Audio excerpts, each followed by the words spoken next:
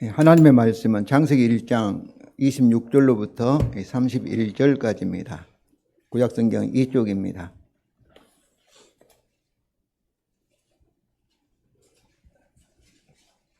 창세기 1장 26절로부터 31절까지를 교독하시겠습니다.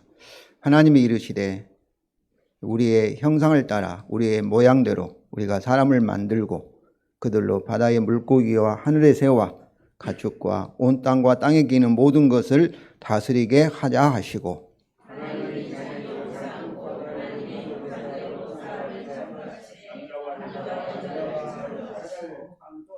하나님이 그들에게 복을 주시며 하나님이 그들에게 이르시되 생육하고 번성하여 땅에 충만하라. 땅을 정복하라. 바다의 물고기와 하늘의 새와 땅에 움직이는 모든 생물을 다스리라 하시니라.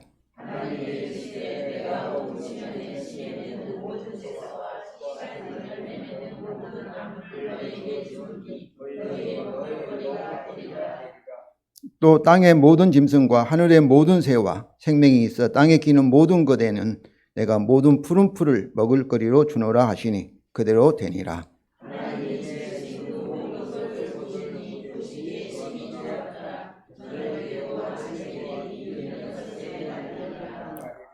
아멘.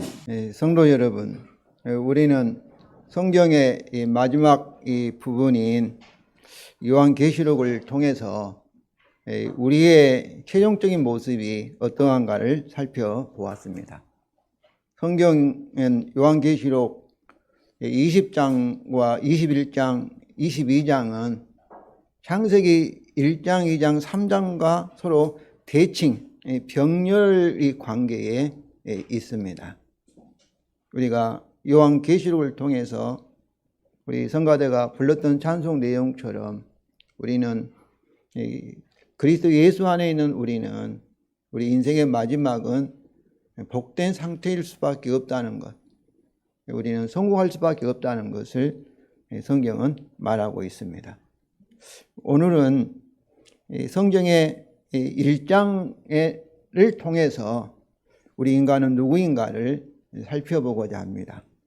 근데 제목을 우리 인간은 누구인가 이렇게 잡았지만은 저는 이 제목을 믿음의 존재 이렇게 바꾸고 싶습니다.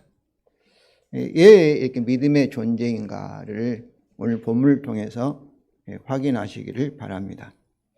오늘 본문을 우리가 살펴보기 전에 첫째로 창조 이야기, 창세기 1장을 이렇게 보면은 이 언약에 대한, 창조 언약이나 행위 언약에 대한 어떤 증거도 없는 것 같이 보입니다. 언약이라는 단어가 나오지 않지요.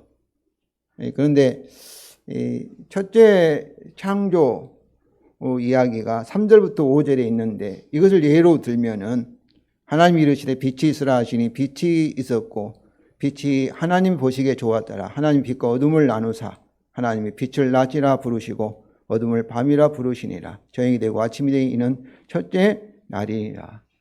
어떻게 보면 단순하게 하나님의 말씀으로 위에서 빛을 창조하시고 단순히 빛과 어둠을 바꿔 낮과 밤이라는 이름을 주신 것 같이 보입니다. 하지만은 하나님께서는 이것을 나의 언약이라 이렇게 말씀을 하셨습니다. 예레미야 33장 20절입니다. 우리 다 같이 읽겠습니다. 여호와께서 이와 같이 말씀하시니라. 너희가 능히 낮에 대한 나의 언약과 밤에 대한 나의 언약을 깨뜨려 저하로 그때를 잃게 할 수 있을진데 33장 21절까지 보면 이 말씀은 우리가 밤과 낮을 우리가 깨뜨릴 수 없다. 그 말씀이에요. 그와 같이 하나님께서도 다윗의 언약, 은혜 언약을 때로 하나님 하신다. 그런 문맥인데 여기서 이 밤과 낮을 이렇게 뭐라고 얘기하시는 거예요? 나의 언약이라, 그의 언약이라 이렇게 말씀을 하고 계십니다. 그러므로 하나님의 창조 이야기에서 하나님이 말씀하시면 그 말씀을 듣는 그 피조물은 절대 순종함으로 어떻게 해요? 창조가 존재하게 됨으로써 이 창조주 주와 그리고 그의 종의 관계인 창조 언약을 나타냅니다. 그러니까 하나님은 주인이시고 창조된 피조물은 뭐예요? 그의 소유, 그의 종. 이것이 옛날에는 왕과 그 봉신, 이걸 종주권 조약이라 했거든요.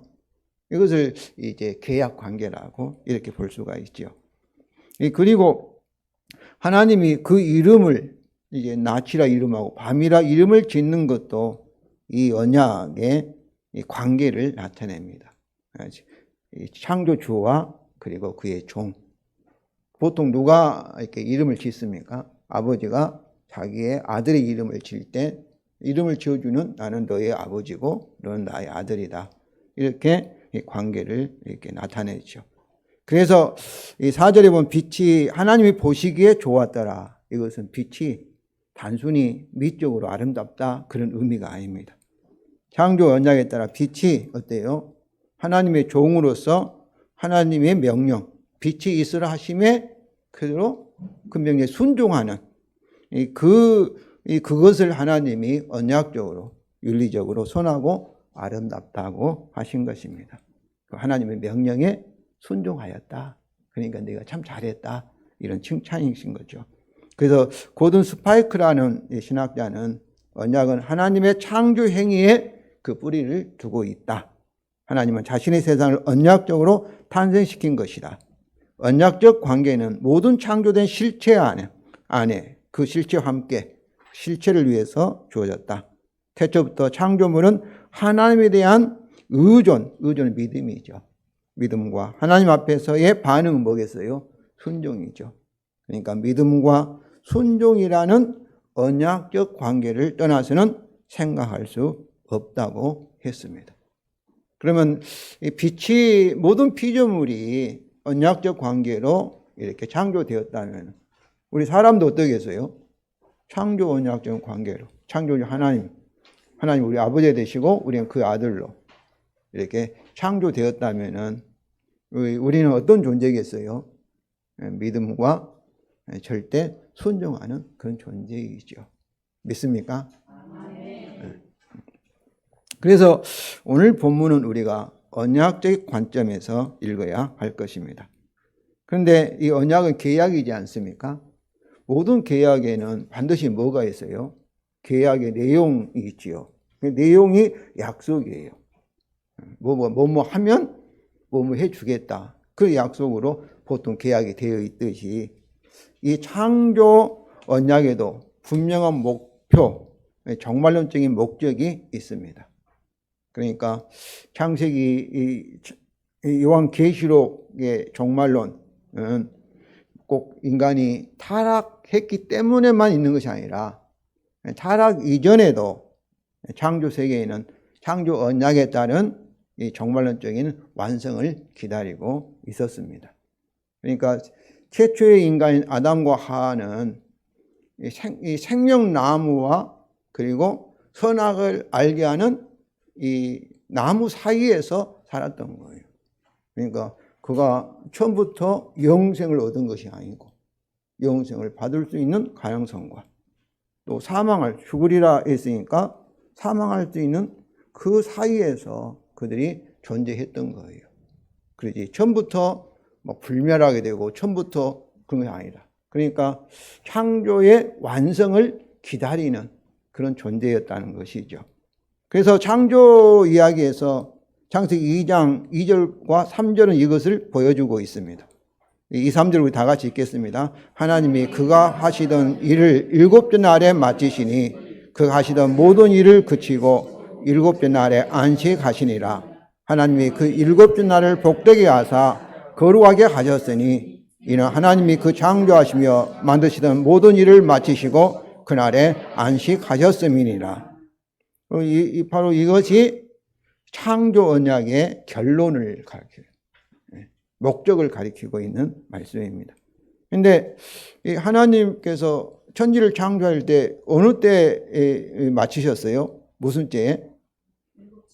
7째 날이라고 했는데 실제로는 우리 창세기 2장 1절 보세요. 천지 만물이 다 이루어지니라. 그러니까 첫째 날, 둘째 날, 셋째 날, 넷째 날 그리고 마지막으로 우리 사람을 절정으로, 절정을 만들 때가 언제예요? 여섯째 날이에요. 그러니까 실제적으로는 천지창조는 하나님이 여섯째 날까지 완성하신 거예요. 그런데 바로 이렇게 2장 2절에서는 하나님이 그 하시는 일을 일곱째 날에 마치셨다. 그러니까 2장 1절과 2절이 좀 긴장이 있잖아요. 여섯째 날에 창조를 하셨다 했는데 왜 여기 2절에서는 일곱째 날에 이렇게 마치셨다고 말씀했는가? 그래서 랍비라든지 유대인 학자들이 이거 잘못됐다 해서 일곱째 날을 여섯째 날로 바꾸기도 했습니다. 이렇게 바꾸기 그러잖아요. 여섯째 날에 마쳤다면 여섯째 날에 마쳤다고 해야지. 여기서 일곱째 날에 그러니까 이것은 아마 잘못 이렇게 서로 이렇게 베꼈을 때 카피할 때 잘못한 거 아니냐 해서 여섯째 날로 이렇게 바꾸기도 했어요. 그런데 왜 이렇게 일곱째 날로 마치셨다 이렇게 하시고 그 일곱째 날이 뭐예요? 안식일로 하나님이 정하신 거죠. 여섯째 날과 구별하시고 하나님이 안식하셨다는 것이죠. 이것은 하나님의 이 안식이 하나님의 창조 사역에 포함이 되며 그것의 진정한 완성을 일곱째 날 안식일에 참여함으로써 완성된다는 것을 이렇게 암시합니다. 그래서 하늘에서는 하나님께서 그의 창조가 하나님의 안식에 들어가심으로 완성되었지만은 이 땅에서 곧 우리 사람 편에서는 어때요? 창조 언약에 따라 그가 해야 할 일이 있잖아요. 사명이 있잖아요. 사명을 다 이루고 하나님의 영원한 안식에 참여할 때 그때 창조의 목적이 창조가 완성이 되었다는 것이죠. 그러니까 그때까지는 창조가 완성된 것이 아니다. 그런 말씀이죠. 그러므로 이것이 종말론적인 이제 목적이잖아요. 이런 종말론적인 관점에서도 오늘 본문을 읽어야 할 것입니다. 자, 오늘 본문을 통해서 우리는 창조주의 말씀에 순종함으로 존재한 언약적인 인간, 곧 하나님의 소유의 종입니다. 창조 이야기에서 이 패턴이 있어요. 창세기 1절 보면 하나님이 말씀하시니 어때요? 그대로 되니라. 또 창조하시니 이렇게. 하나님의 말씀하면 부에서 그대로 존재하게 되는 거예요. 그런데 그대로 되는 것을 보시고 하나님 어때요? 보시기에 좋았더라. 이것이 하나의 패턴입니다. 말씀하시니 그 말씀에 순종해서 존재하게 되고 그 존재가 이 창조 언약에 따라 그대로 믿음으로 순종한 것을 보시고 하나님은 좋았다. 이렇게 판단을 하시는 거죠. 오늘 본문도 이 패턴을 따르고 있습니다. 26절에 뭐라고 하나님 시작하세요? 하나님이 이르시되 말씀하시되 29절에도 하나님이 이르시되 하나님이 말씀하시고 그러니까 어때요? 좀 우리 인간 창조는 좀 복잡하지만은 이렇게 됐지만은 간단히 말하면 하나님이 말씀하시니까 우리 사람이 창조되었다. 남자 여자가 창조되었다. 이렇게 볼 수 있고 그리고 이제 이 31절에 뭐예요? 하나님이 지으신 것 그 모든 것을 보시니 말씀하시니 창조된 모든 걸 보시니 보시기에 어땠어요? 심히 좋았더라. 그때는 아담과 하와가 창조 언약에 따라 하나님을 절대 신뢰하고 그리고 창조 언약에 순종하고 있으니까 보시기에 좋았더라. 이렇게 말씀을 하신 것이죠. 이것은 우리 인간도 다른 피조물 같이 창조주가 말씀하심에 우리가 그의 종으로 존재하게 되었다는 것이죠. 즉 하나님의 말씀으로 창조되었고 지금도 하나님의 말씀으로 철저하게 유지되는 존재라는 것이죠. 그런데 이 17세기 데카르트를 통해서 우리 인간이 누구인가, 인간이 누구인가, 이 질문, 철학자들이 이 질문하기 시작해서 이렇게 현대는 우리는 소유된 자, 나는 나다. 나는 나다. 그래서 나는 나의 소유다. 이런 이제 인간의 이해를 하고 있습니다. 그러나 오늘 본문을 통해서 우리가 분명히 알 수 있는 것은 창조 언약에 따라 우리는 누구예요? 창조주, 하나님의 소유로, 하나님의 종으로. 피조물이라는 말을 다른 신학적으로 말하면 이렇게 표현하는 거죠. 우리가 무엇을 창조하면, 만들면 그것이 누구 거예요? 만든 사람 거잖아요. 소유가 되잖아요. 이것을 이렇게 표현하고 있는 거죠. 그러니까 이 창조주의 종으로서의 자아를 가지고 있으며, 그러면 어때야 되겠어요? 우리는 창조주에게 절대 의존, 절대 믿어야 하는 것이죠. 그리고 그에게 순종하는 존재라는 거예요. 성도 여러분, 그러니까 믿음이 중요하다는 거죠. 우리는 믿음의 존재예요. 믿음의 존재. 믿음이 없는 사람은 없습니다. 우리는 참으로 창조주 하나님을 믿습니다. 세상 사람 하나님 아닌 다른 것을 믿으면 그 뭐예요? 그들은 우상을 믿는 거예요. 하나님 아닌 자기 자신을, 그러니까 자기 자신을 믿는 사람은, 나는 내 소유다 말하는 사람은 누구를 믿는 거예요? 자기 자신을 믿는데 내가 하나님이다. 돈을 믿는다든지 그럼 돈이 하나님. 또 어떤 사람은 뭐 절이라든지 상이라든지 그렇게 믿는 사람은 그걸 하나님으로 신으로 믿는 거죠. 그러니까 불신자는 없어요. 그냥 우리는 믿음으로 살도록 존재하기 때문에, 창조되기 때문에 그렇습니다. 우리가 예수 믿지 않는 사람 불신자라고 말하는데, 그것은 어떻게 보면 예수님을 믿지 않는다 말하면 실제로 보면 믿음의 내용이 다른 거지. 이 세상 모든 사람은 다 믿음으로 삽니다. 믿음으로. 중요한 것은 우리의 믿음의 내용이 진리냐, 그 거짓말이냐, 이것에 좌우되는 거예요.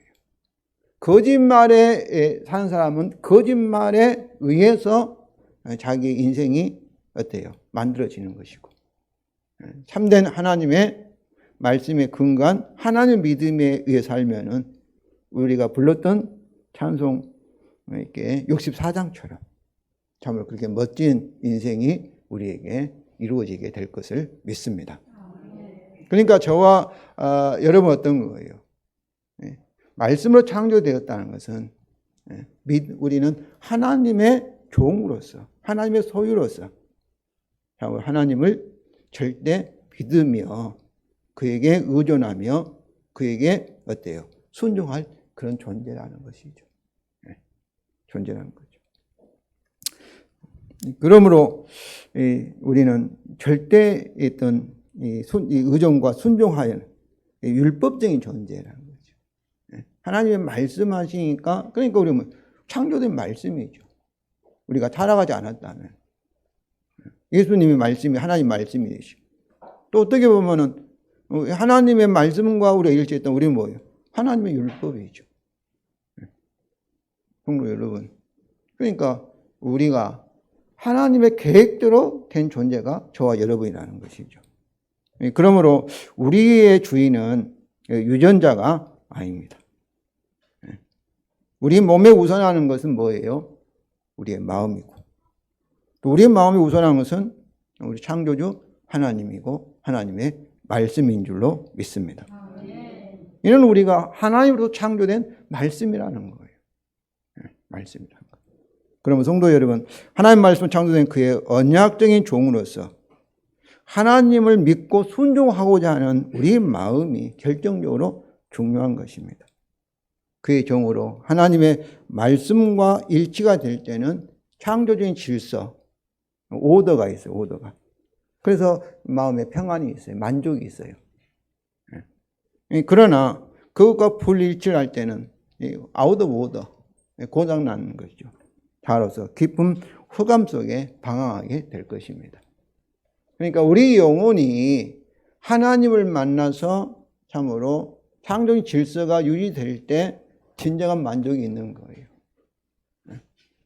그러지 않을 때는 그것을 영혼이 만족을 못하면 뭐로 채워보려고 막 몸부림치다가 인생을 가는 거죠. 세상에 성공하면 만족할 것 같지만은 올라가 보니까 허무하다. 그래서 좌절하고 그러지 않습니까? 그런데 오직 창조주 하나님과 언약적으로 일치할 때만이 우리 영혼은 참된 쉼을 얻을 수 있음을 아시기 바랍니다.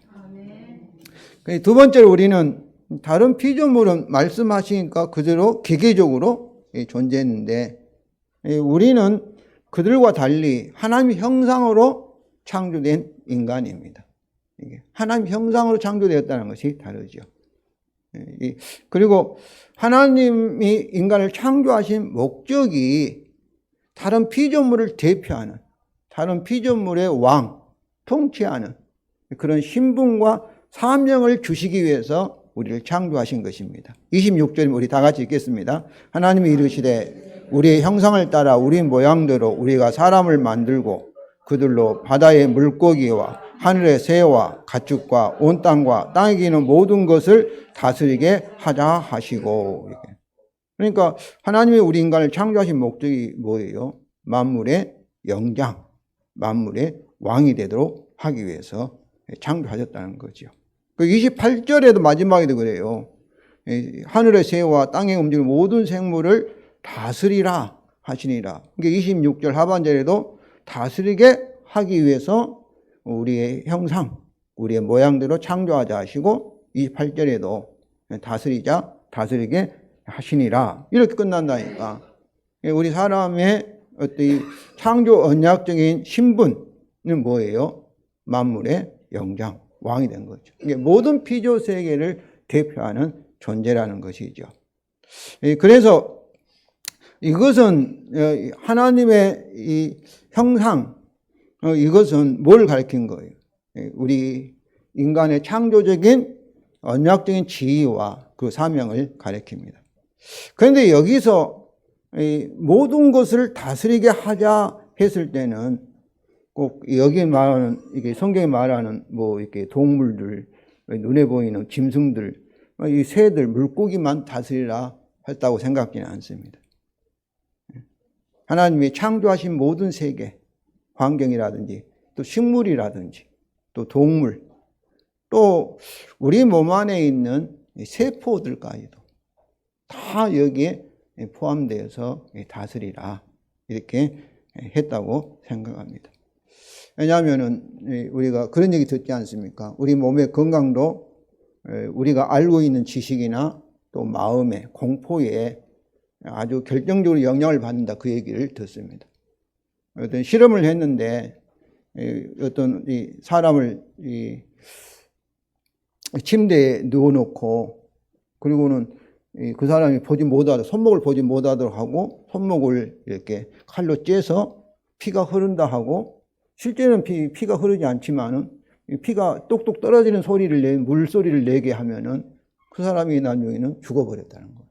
왜냐하면 똑똑똑 소리가 내 몸에 피가 나가고 있구나, 피가 나가고 있구나, 피가 부족하다 해가지고 그 공포 때문에 그 사람이 실제 죽어버리는 그런 실험도 있다.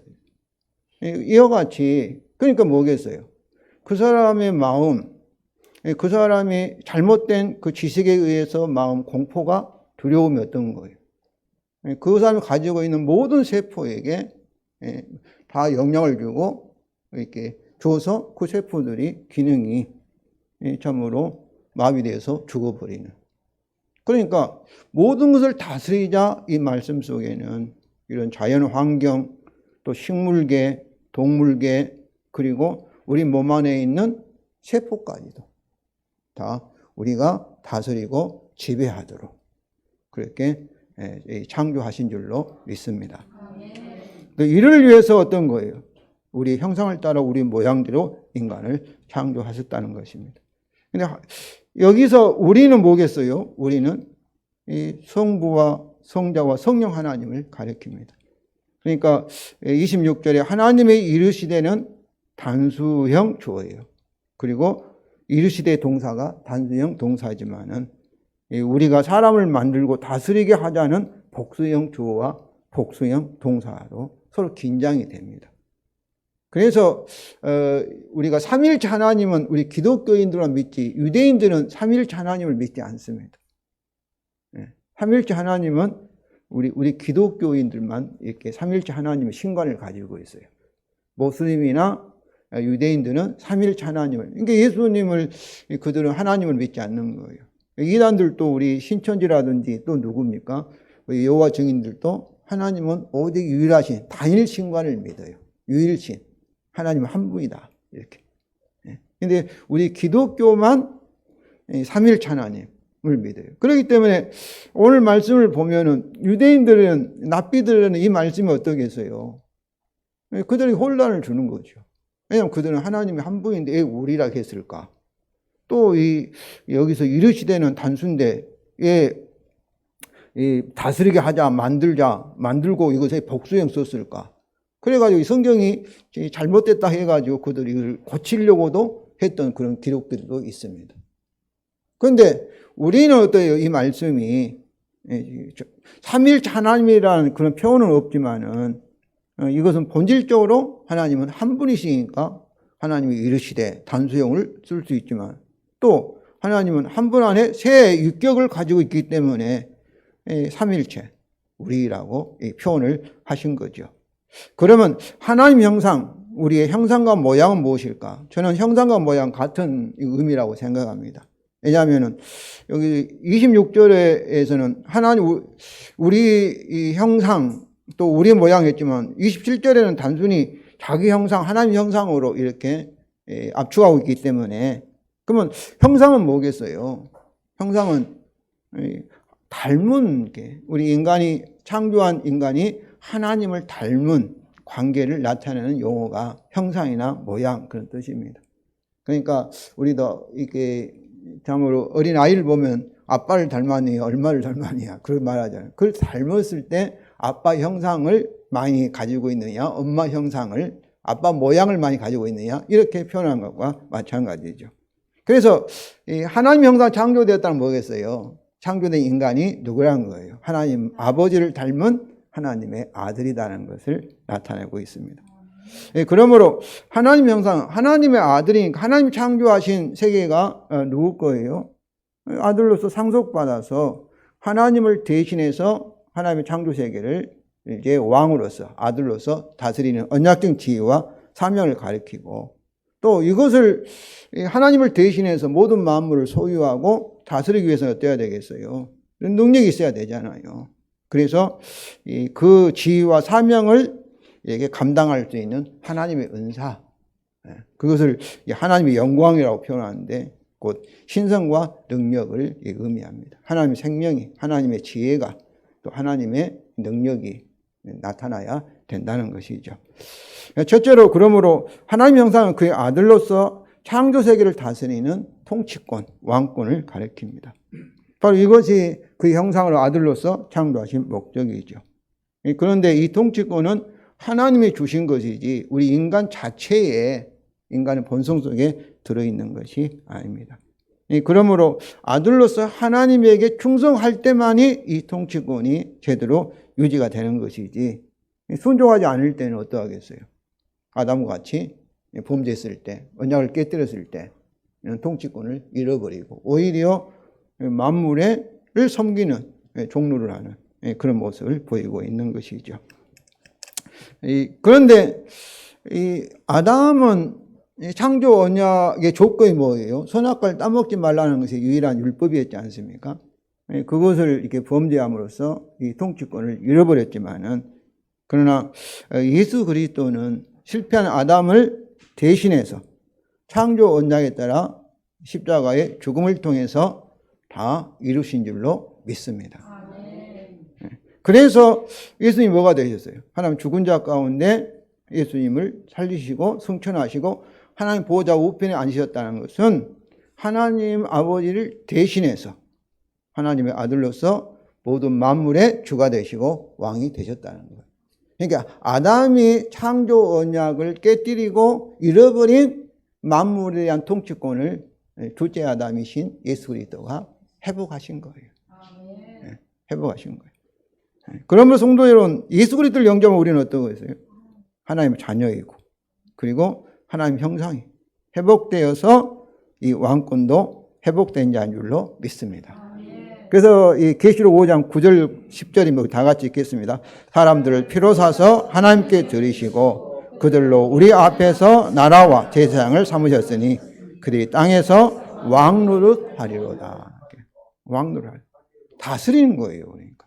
그래서 저는 자꾸 이기는 자, 우리 예수 믿는 사람 이기는 자. 이 말은 승리가 보장되어 있는 거죠. 환경에 지는 자가 아니에요. 죽음까지도 이기는 줄로 믿습니다. 그러니까 내 자신에 대해서, 내 안에 있는 몸에 대해서도 우리가 이길 수 있다. 우리가 다스린다. 그러니까 하나님의 아들로서 창조 세계에 대해서, 세포들에 대해서 속박된 노예가, 우상 숭배자가 아니라 참된 왕노를 하시기를 바랍니다. 둘째로 하나님의 형상은 그의 아들로서 유인받은 언약된 사명이 있습니다.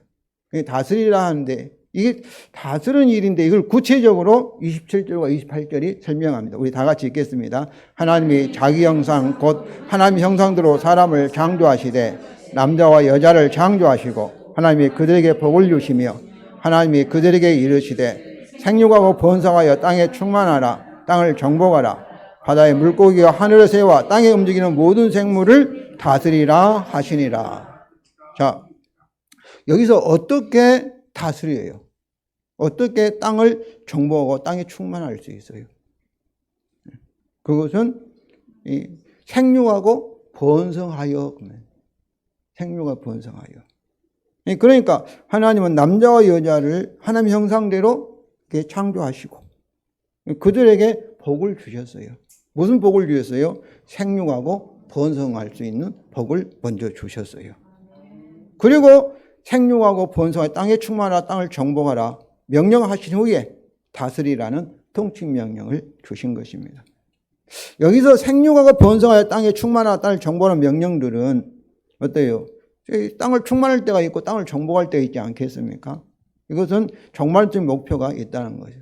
이 사명이 완성했을 때 우리 인류는, 인간은 하나님의 영원 안식에 참여함으로써 하나님의 창조, 제7일의 창조의 목적이 완성되었다. 그것이 요한계시록의 마지막 부분에서 우리에게 가르쳐주고 있는 말씀입니다.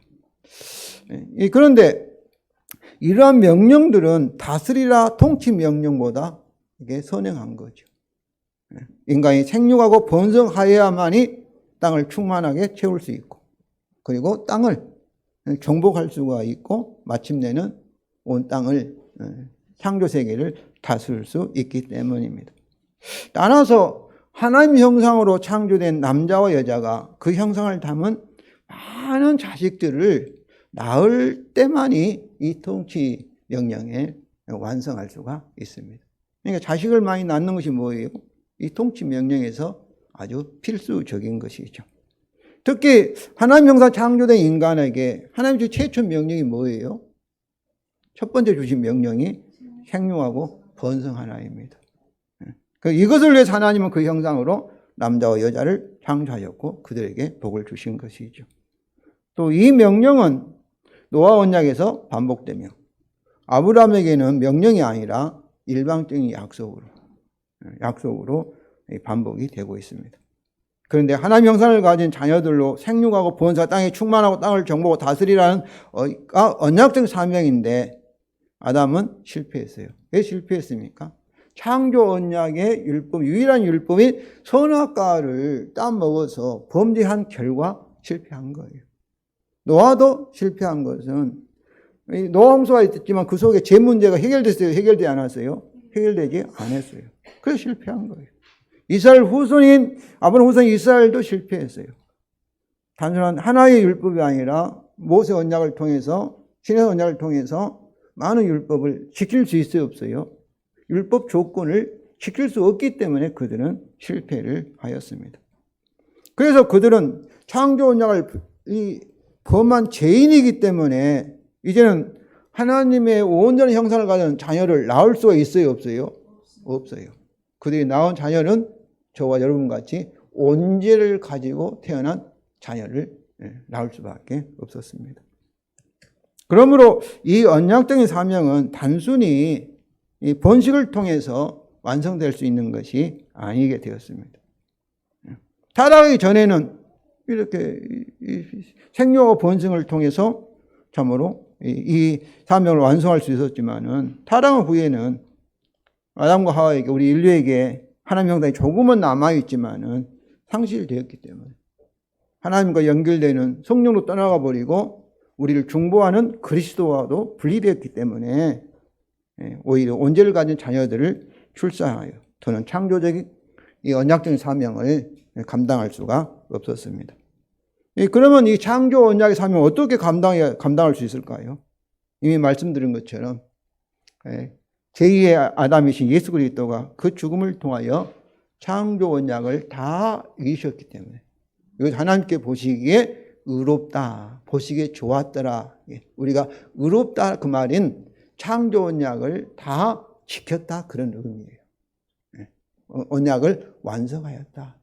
보시기에 좋았더라 그 말씀과 같아요.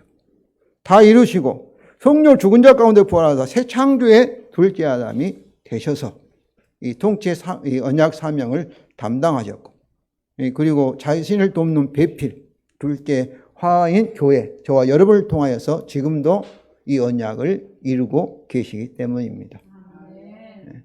주님이 재림하실 때까지. 그러면 성도 여러분, 이 창조 언약적 사명은 예수 그리스도의 복음과 분리될 수 없습니다. 이것은 이 육체적인 좀 생육과 번식으로 이루어지는 것이 아니라 복음 전파를 통해서 성취되는 것입니다. 그래서 바울같이 결혼하지 않는 사람도 많은 자녀를 가졌다고 고린도서 4장 15절에서 자랑할 수가 있습니다. 복음으로 태어난 영적인 자손들이기 때문에 그렇습니다. 이사야서 54장 1절입니다. 우리 다 같이 읽겠습니다. 잉태하지 못하며 출산하지 못한 너는 노래할지어다. 상고를 겪지 못한 너는 애쳐 노래할지어다. 이는 홀로 된 여인의 자식이 남편 있는 자의 자식보다 많음이라 여호와께서 말씀하셨느니라. 홀로 된 여인의 자식은 어떤 자식이겠어요? 복음을 통해서 낳은 자식이죠. 그래서 이사야 54장은 53장 여호와의 고난의 종의 노래 다음에 있습니다. 그러니까 이사야 53장 예수 그리스도의 십자가 복음을 이렇게 예언한 말씀이잖아요. 그럼 성도 여러분, 이사야의 예언같이 우리도 우리의 많은 영적 이 자식으로 인하여 큰 소리로 노래할 수가 있습니다. 이는 우리의 영원한 남편인 그리스도가 이방인들의 구원을 위하여 그의 아내인 우리를 통하여서 성령의 능력으로 이 사명을 감당하고 계시기 때문입니다. 셋째로 하나님의 형상은 하나님의 아들들에게 있을 하나님의 영광을 가리킵니다. 이것은 이런 영적 자손을 가질 수 있는 것은 우리 혼자 할 수가 없잖아요. 우리가 육신적인 자식을 가질 때 결혼하고 남편과 아내가 있어야만이 참으로 자식이 나올 수 있잖아요. 남자 혼자는 나올 수가 없잖아요. 여자 혼자도 나올 수 없듯이. 그렇기 때문에 이 하나님의 형상은 우리에게 하나님의 영광을 가리킵니다. 그런데 하나님의 영광은 하나님의 신성과 능력, 그의 은사를 의미하는데 고린도서 11장 1절에 남자는 하나님의 형상과 영광이라 해서 형상과 영광을 이렇게 연결합니다. 또한 고린도서 3장 18절 우리 다 같이 읽겠습니다. 우리가 다 주의 영광을 보매 그와 같은 형상으로 변화되어 영광에서 영광에 이르니 곧 주의 영으로 말미암았느니라. 주의 영은 성령을 가리키잖아요. 여기 주는 예수 그리스도를 말해요. 그런데 주의 영광을 본다는 것은 주님과 우리가 함께 있다는 거예요. 그때 우리가 어떤 거예요? 우리 자신이 주님의 형상으로 이렇게 변화되는 거예요. 변화될 때. 그래서 이것은 새 언약의 근거예요. 주의 영광을 보고 성령을 통하여 그 형상으로 변화되어 영광에서 영광에 이른다는 말씀이지만은 오늘 본문에서 하나님의 형상으로 창조된 우리가 누구인가를 암시하는 말씀입니다. 사실 하나님의 원래 형상은 누구예요? 그리스도예요. 그리스도.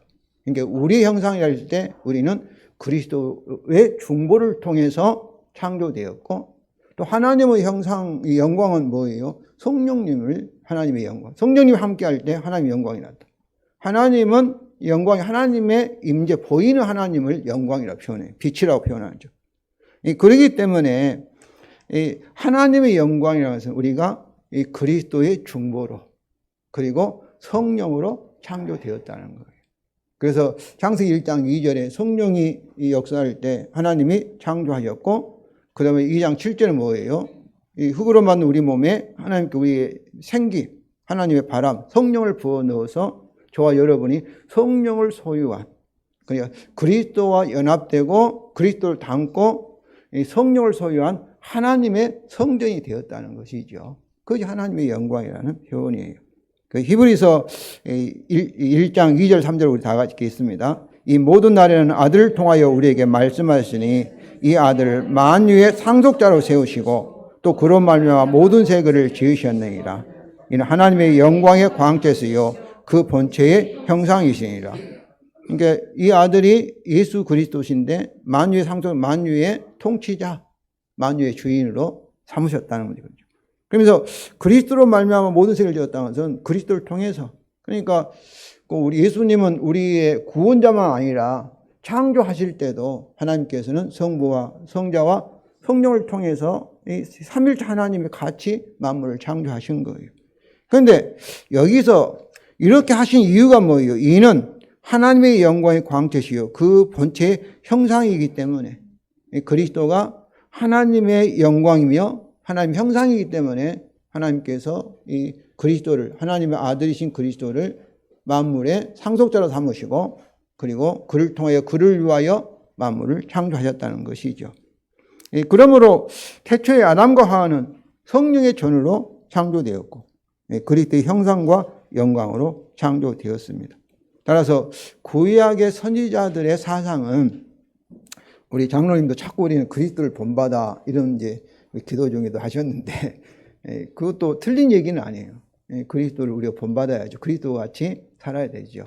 예수님처럼. 그런데 더 이렇게 정확한 표현은 본받아보다도 그리스도와 연합을 이렇게 강조하고 있습니다.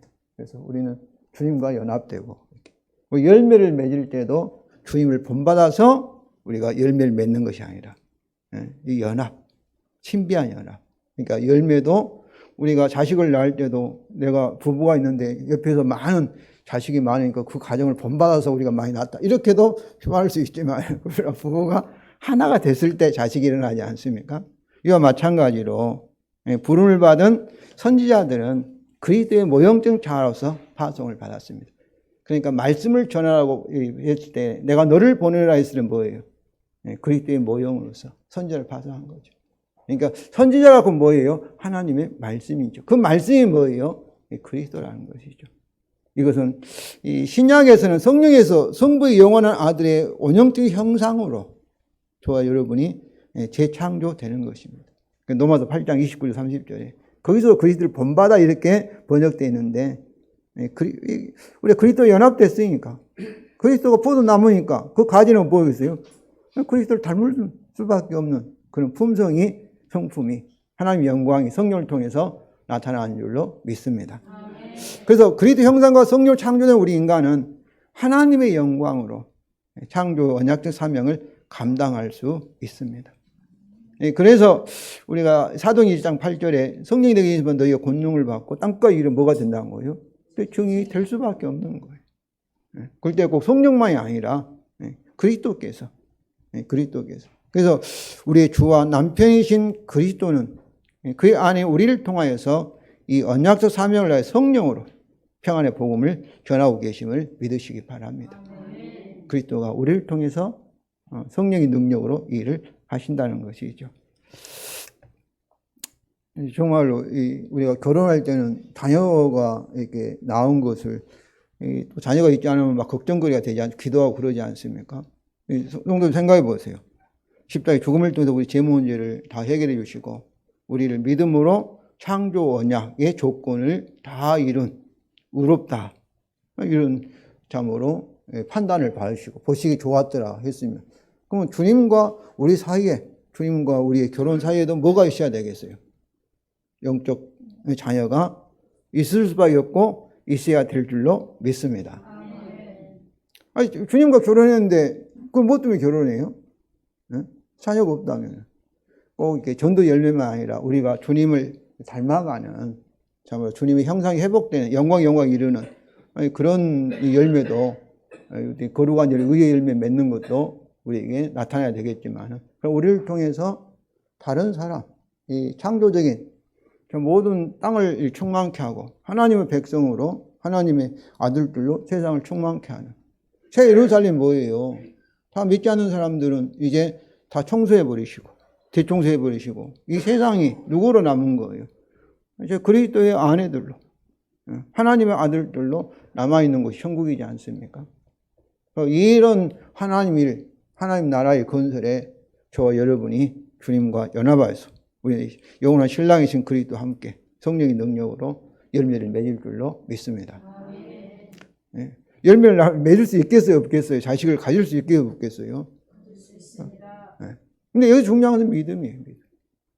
그걸 나는 할 수 있다. 할 수 있다. 네. 하면 된다. 네. 자, 그러면 하나님이 이 창조 언약 사명에 우리가 믿음으로 충성할 때 언약의 주님은 우리의 모든 필요를 책임지십니다. 29절부터 30절에 하나님이 이르시되 내가 온 지면에 씨 맺는 모든 채소와 씨가 진 열매를 맺는 모든 나무를 너에게 주니 너희 먹을 거리가 되리라. 그리고 말씀하니까 어때요? 그대로 되리라.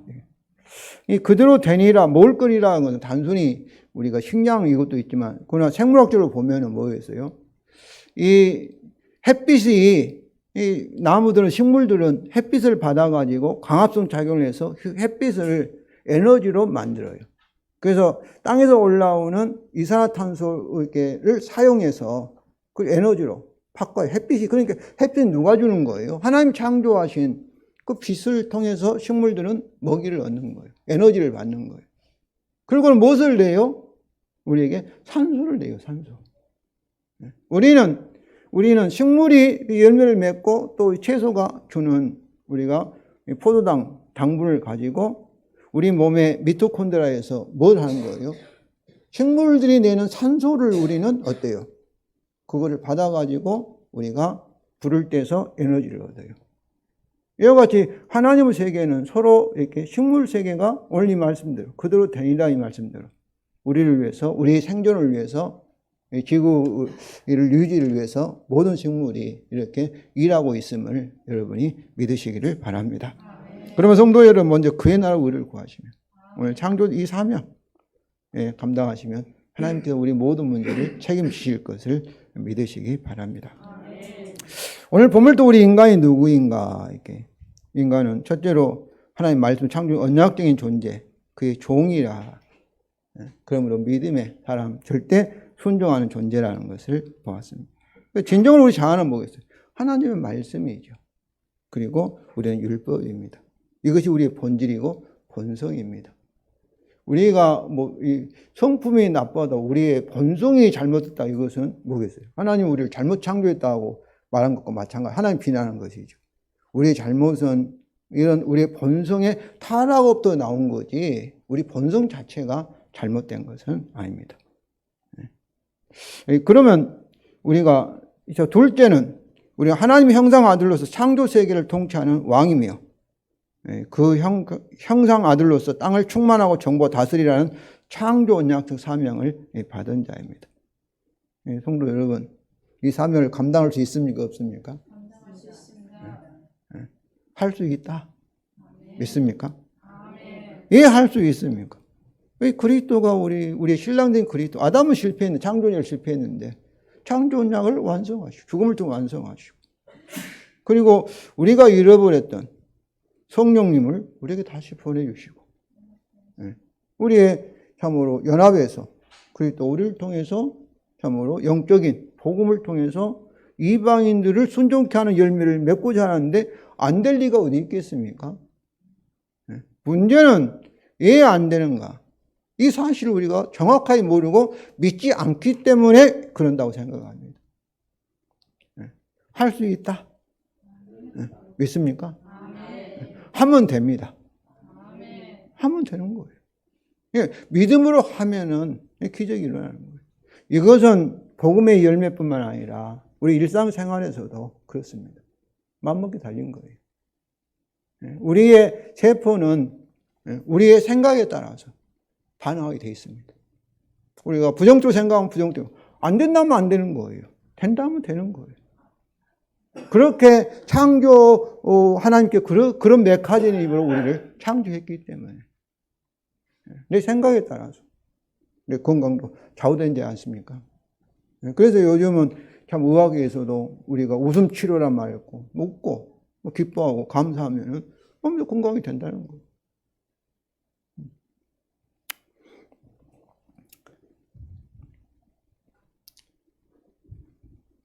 그러므로 우리도 창조 언약을 다 이루신 예수 그리스도 피로 세운 복음의 새 언약에 따라 이 창조 언약적인 사명에 참여하고 있습니다.